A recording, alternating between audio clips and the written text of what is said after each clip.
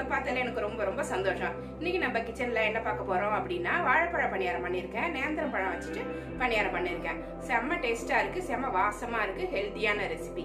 வாங்க அது எப்படி செஞ்சேன்னு பார்க்கலாம். அதுக்கு முன்னாடி நம்ம சேனலை சப்ஸ்கிரைப் பண்ணி வச்சுக்கோங்க, கூடவே இருக்கிற பெல் ஐக்கானையும் பிரஸ் பண்ணி வச்சுக்கோங்க. Thank you friends. இன்னைக்கு நம்ம கிச்சன்ல வாழைப்பழ பணியாரம் எப்படி பண்றது அப்படிங்கறதான் பார்க்க போறோம். வாழைப்பழ பணியாரம்னு சொன்னா நேந்திரம் வாழைப்பழம் எடுத்திருக்கேன். இது நல்லா டேஸ்டா இருக்கும். இந்த பழத்தை வந்து நல்லா பழுத்த பழமா எடுத்துக்கோங்க.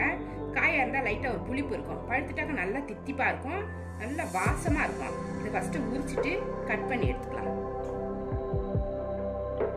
பணியாரம் பண்றதுக்கு நான் ஒரு 3 வாழைப்பழம் எடுத்துக்கிறேன். உங்களுக்கு குவான்டிட்டிக்கு தகுந்த மாதிரி எடுத்துக்கோங்க. ஃபர்ஸ்ட் இந்த மாதிரி உரிச்சிட்டு குட்டி குட்டி பீஸாக கட் பண்ணிடுவோம். மிக்சியில் போட்டு அரைக்க போகிறோம் இல்லைங்களா, அப்புறம் சின்ன சின்னதாக போட்டு தான் வரும்.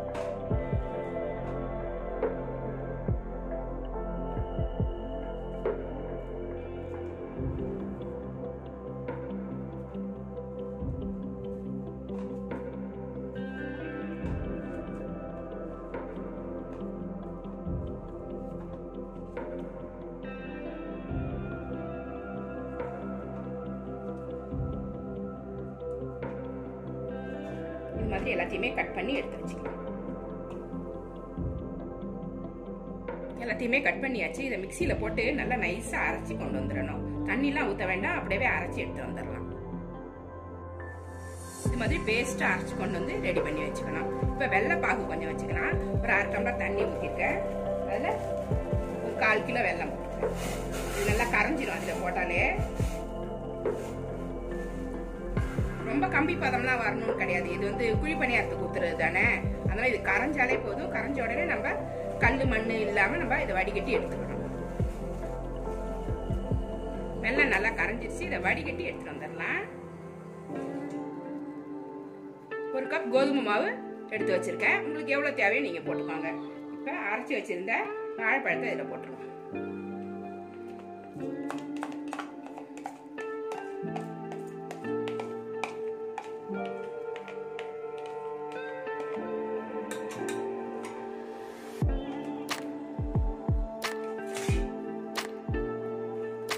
சோடா உப்பு ஒரு 1/4 ஸ்பூன் போட்டுக்கோங்க. அப்பதான் வந்து பணியாரம் வந்து சாஃப்டா வரும். 1/4 ஸ்பூன் சோடா உப்பு போட்டுக்கிறேன் நான். அது மாதிரி கொஞ்சமா உப்பு, ஒரு பிஞ்சு உப்பு போட்டுக்கோங்க. அப்பதான் அந்த ஸ்வீட்டை எடுத்து கொடுக்கும். இப்போ ஏலக்காய் பொடி பண்ணி வச்சிருக்கேன், இதை போட்டுக்கலாம். பாகு காய்ச்சி வச்சிருந்தோம் பாத்தீங்களா, இதை ஊத்தி கிளறிக்கலாம். ரொம்ப ஊத்திட வேண்டாம், அளவா ஊத்தி கிளறிக்கோங்க. நல்லா ஒரு இட்லி மாவு பதத்துக்கு இதை நம்ம காய்ச்சி எடுத்துக்கணும். ரொம்ப தண்ணியா இருந்தா நல்லா இருக்காது, ரொம்ப கெட்டியா இருந்தாலும் நல்லா இருக்காது. நல்லா இட்லி மாவு பதத்துக்கு இதை நல்லா கலந்து ரெடி பண்ணி வச்சுக்கணும்.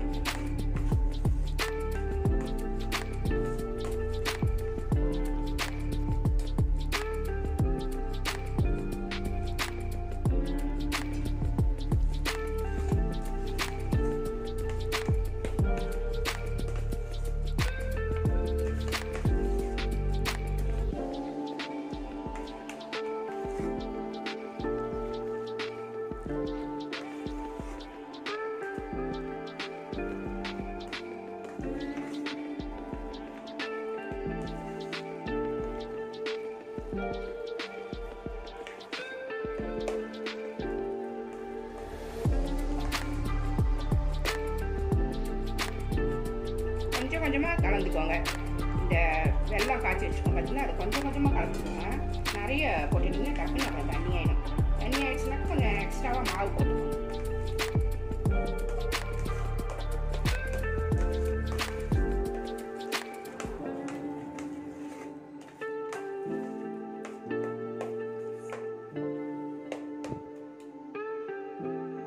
மாவை இந்த அளவுக்கு கலந்து வச்சுக்கோங்க. ரொம்ப தண்ணியா இருந்தாலும் நல்லா இருக்காது, ரொம்ப கெட்டியா இருந்தாலும் ஹார்டா இருக்கும்.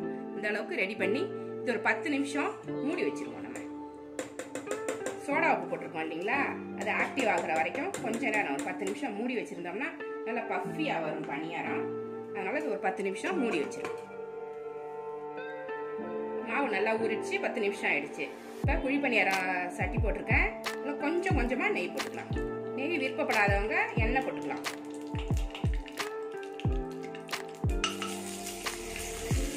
ஸ்டவ்வை நல்லா குறைச்சி வச்சுக்கணும். ஃப்ளேமில் வச்சிங்க அப்படின்னா பணியாரம் மேலெல்லாம் தீஞ்சு போயிடும். உள்ளார மாவு கண்டிப்பாக வேகவே வேகாது. பொறுமையாக தான் செய்யணும். இதெல்லாம் செய்யும்போது தான் எதுவுமே வேஸ்ட் ஆகாது. நம்மளுக்கு அவசரமாக செஞ்சிங்கன்னா பொருள் வந்து வேஸ்ட்டாக போயிடும்.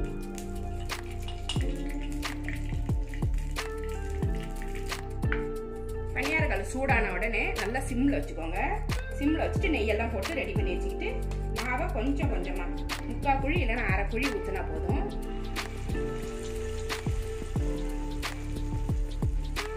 இந்த மாதிரி கொஞ்சம் கொஞ்சமாக ஊற்றிக்கணும்.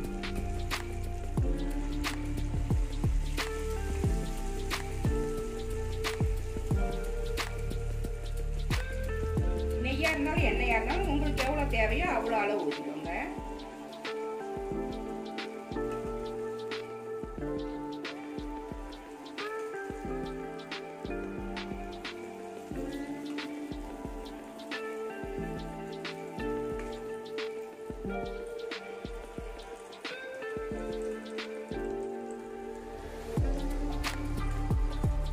சிம்ல தான் வச்சிருக்கேன் நான் ஸ்டவ்வை.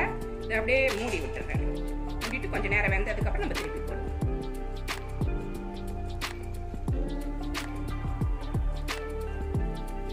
ஒரு பக்கம் வெந்துருச்சு. மெதுவாக திருப்பி போடுங்க.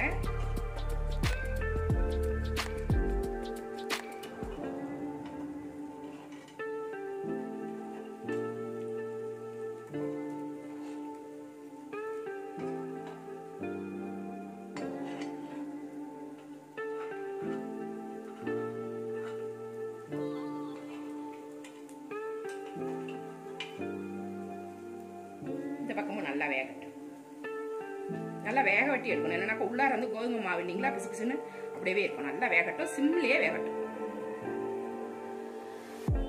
பணியாரம் நல்லா வெந்துருச்சு. இதை எடுக்கணும்.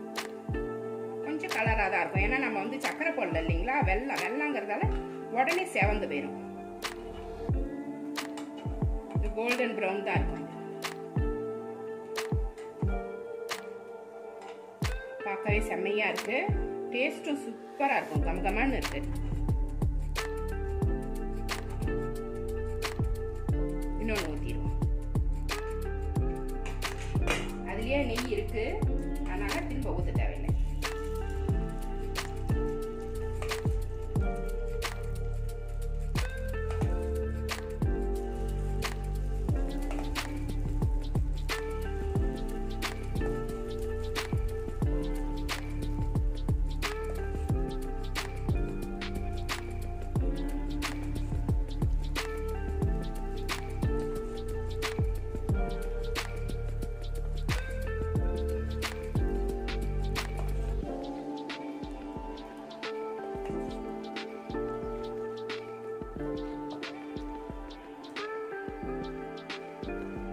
எல்லா பணியாரத்தையும் இது மாதிரியே ரெடி பண்ணி எடுத்து வச்சுக்கணும்.